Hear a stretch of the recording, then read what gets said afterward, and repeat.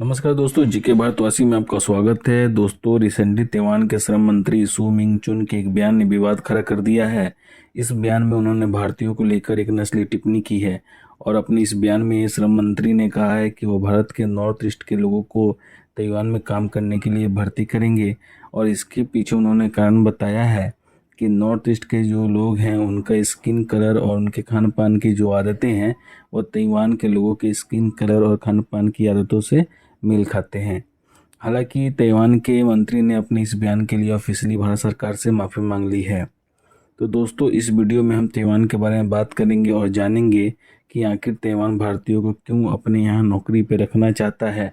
इसके अलावा ताइवान और भारत का आपस में क्या संबंध है और ताइवान किस तरह भारत के जो सेमीकंडक्टर उद्योग है उसको भारत में लगाने के लिए मदद करेगा। तो दोस्तों, अगर ये वीडियो आपको अच्छी लगे तो इस चैनल को सब्सक्राइब करना ना भूलें। दोस्तों, ताइवान चीन के बगल में चीन सागर में स्थित एक द्वीप है जिसकी आबादी 2 करोड़ 36 लाख के करीब है और जहां चीन में एक पार्टी की रूलिंग चलती है, वहीं ताइवान एक डेमोक्रेटिक कंट्री है। चीन ताइवान को अपना भाग बताता है और आए दिन ताइवान के सोवरेनिटी को भंग करता रहता है। यही नहीं, चीन ने वन चाइना पॉलिसी अपनाई है जिसके वजह से अगर कोई देश ताइवान से डिप्लोमेटिक रिलेशन रखता है तो चीन उस देश के साथ कोई भी डिप्लोमेटिक रिलेशंस नहीं रखेगा।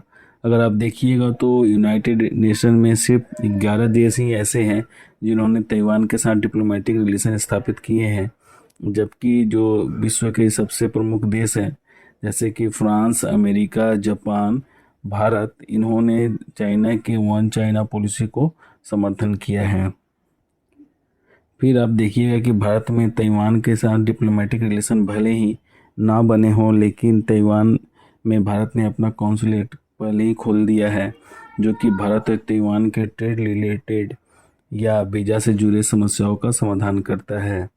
दोस्तों, हो सकता है आप सोचिएगा कि यही तो काम एम्बेसी भी करता है, लेकिन मैं आपको बता देना चाहता हूँ कि काउंसलेट ट्रेड और इन्वेस्टमेंट से जुड़ी एक्टिविटीज़ को देखता है, जबकि एम्बेसी जिसमें उस देश का राजदूत होता है वो दोनों देशों के रिश्ते से जुड़ी एक्टिविटीज़ को कंट्रोल करता है। यहाँ तक कि दोनों देशों के बीच में जो एग्रीमेंट होता है इसी में ये दोनों देशों की एम्बेसी का महत्वपूर्ण योगदान होता है। इसलिए आप देखेंगे कि भारत और ताइवान में ट्रेड रिलेटेड या इन्वेस्टमेंट रिलेटेड बातचीत या एग्रीमेंट तो है, लेकिन ना तो ताइवान के राष्ट्रीय अध्यक्ष कभी भारत आए हैं और ना ही भारत के प्राइम मिनिस्टर या राष्ट्रपति कभी ताइवान गए हैं। तो दोस्तों, भले ही भारत और ताइवान के बीच में कोई डिप्लोमेटिक रिलेशन ना हो, फिर भी भारत और ताइवान आपस में व्यापार करते हैं और इनका व्यापार लास्ट ईयर $7 बिलियन के करीब पहुंच गया। यही नहीं, ताइवान की कंपनियों ने भारत में लगभग 2.3 बिलियन का इन्वेस्ट भी किया हुआ है। अब दोस्तों, देखते हैं कि आखिर ताइवान क्यों भारतीयों को अपने यहाँ काम पे रखना चाहता है। तो इसके बहुत सारे कारण हैं, लेकिन इसमें से जो सबसे बड़ा कारण है वो है एजिंग पॉपुलेशन। दोस्तों, एक अनुमान के अनुसार 2025 तक ताइवान की 20% जनसंख्या ओल्ड एज की हो जाएगी, जिससे कि ताइवान में वर्करों की कमी आ जाएगी। इसके अलावा जो बेरोजगारी दर है ताइवान का, वो साल 2000 के बाद सबसे कम स्तर पे है। इसका मतलब ये भी है कि ताइवान में जो काम करने वाले लोगों की संख्या बहुत कम है, जिससे कि ताइवान में विदेशी या फॉरेन वर्करों की डिमांड बढ़ गई है। यही नहीं, ताइवान का जो कुल जीडीपी लगभग $790 अरब का है, उसकी अर्थव्यवस्था को स्थिर बनाए रखने के लिए ताइवान को भारतीय वर्करों या विदेशी वर्करों की ज़रूरत पड़ेगी। अब दोस्तों, एक बात और है कि ताइवान आखिर भारत से ही क्यों वर्कर्स लाना चाह रहा है। तो इसका भी सबसे महत्वपूर्ण कारण ये है कि भारत अभी विश्व का सबसे युवा देश है। इसकी लगभग 50% आबादी 25 साल से कम है और 65% आबादी 35 साल से कम है। अब सवाल ये भी है कि ताइवान कितने भारतीय वर्करों को अपने देश में काम करवाना चाह रहा है। तो दोस्तों, ताइवान लगभग 1 लाख भारतीयों को ताइवान में काम करना चाह रहा है, जो ताइवान के फैक्ट्री, खेतों और अस्पतालों में काम करेंगे। चलिए ताइवान के सेमीकंडक्टर इंडस्ट्री के बारे में थोड़ा जान लेते हैं।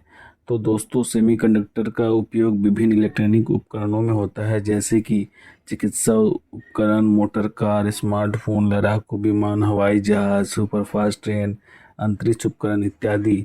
और ताइवान पूरी दुनिया का 70% सेमीकंडक्टर का सप्लाई करता है, जो इसके जीडीपी में 15% का योगदान भी देती है। और यदि ताइवान पर चीन ने अटैक कर दिया तो हो सकता है भविष्य में दुनिया में सेमीकंडक्टर के सप्लाई पर व्यापक असर पड़ेगा। वहीं भारत अब खुद सेमीकंडक्टर बनाने में आत्मनिर्भर होना चाहता है और इसीलिए साल 2022 में भारत ने बेंगलुरु में सेमीकॉन इंडिया 2023 कॉन्फ्रेंस का उद्घाटन किया, जिसका थीम था मेकिंग इंडिया ए सेमीकंडक्टर नेशन। दोस्तों आपको बता दूं, हाल ही में भारत में सेमीकंडक्टर की 3 कंपनियां अपना मैन्युफैक्चरिंग प्लांट लगाएंगी, जिसमें ताइवान की power chip semiconductor manufacturing Corp company है और ये भारत के Tata electronic private limited company के साथ मिलकर 91,000 करोड़ रुपये का एक सेमीकंडक्टर प्लांट गुजरात के धलोरा में स्थापित करने वाली है। दोस्तों ताइवान की ये कंपनी की ताइवान में 6 सेमीकंडक्टर की फैक्ट्रियां हैं और ये कंपनी सेमीकंडक्टर मैन्युफैक्चरिंग में एक्सपर्ट है। इसके अलावा भारत के असम के मोरीगांव और गुजरात के सनत में भी सेमीकंडक्टर की फैक्ट्रियां लगाई जाएंगी। तो दोस्तों अगर ये वीडियो आपको अच्छी लगी हो तो इसे लाइक, शेयर और सब्सक्राइब करना ना भूलें। धन्यवाद।